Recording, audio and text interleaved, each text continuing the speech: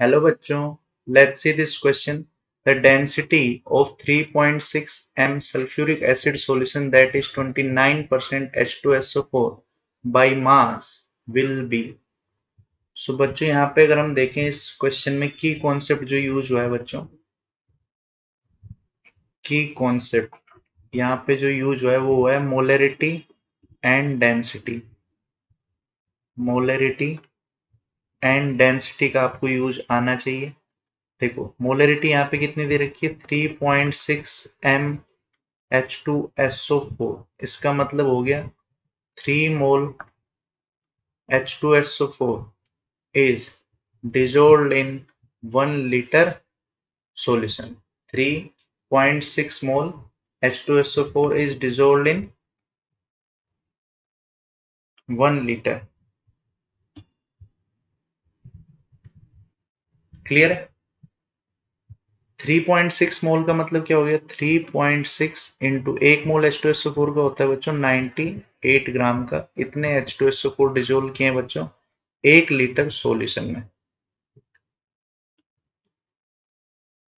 अब आपके पास जो सॉल्यूशन है H2SO4 है वो 29% है। 29% मतलब 29 ग्राम H2SO4 is present in 100 gram of solution. ठीक है, 29 ग्राम H2SO4 is present in 100 gram of the solution,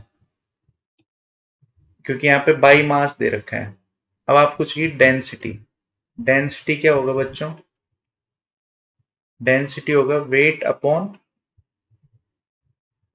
volume. अब आप देखो कि 1 लीटर सॉल्यूशन में कितना है आपके पास 3.6 इंटू 98। तो ये आपके पास 1 ग्राम H2SO4 जो लिया होगा वो कितने में लिया होगा बच्चों 100/29 में। और आपको H2SO4 कितना चाहिए 3.6 इंटू 98 ग्राम H2SO4 चाहिए। तो आपको सॉल्यूशन लेना पड़ा होगा 3.6 इंटू 98 इंटू 100/29 ग्राम सॉल्यूशन। अब आप इसकी कैलकुलेशन कर सकते हो कि आपके पास डेंसिटी का जो फॉर्मूला होगा बच्चों वो आएगा weight of the solution upon volume of the solution. तो ये आपके पास हो गया 100 इंटू 3.6 इंटू 98 अपॉन 29। ये आ गया आपके पास बच्चों डेंसिटी वेट अपॉन वॉल्यूम। अब इसने ग्राम पर लीटर में अगर हम ml में कन्वर्ट कर देते हैं तो वॉल्यूम आपने जो सॉल्यूशन की ले रखी है वो कितनी ले रखी है बच्चों 1 लीटर यानी 1000 ml। तो ये पॉइंट हटेगा, 2 जीरो से 2 जीरो कैंसिल हो जाएगी। ये आपके पास 98 अपॉन 100। ये आप जब कैलकुलेट करोगे बच्चों तो आपके पास आएगा ये